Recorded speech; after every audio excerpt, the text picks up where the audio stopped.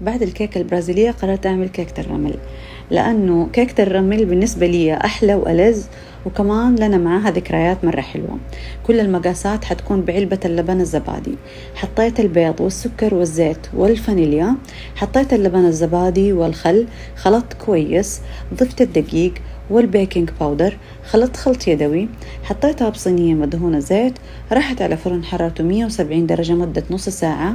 حمرتها من فوق، سقيتها بالحليب المبخر، سقيتها بالحليب المكثف المحلى، وبدأت أحمص السميد الناعم.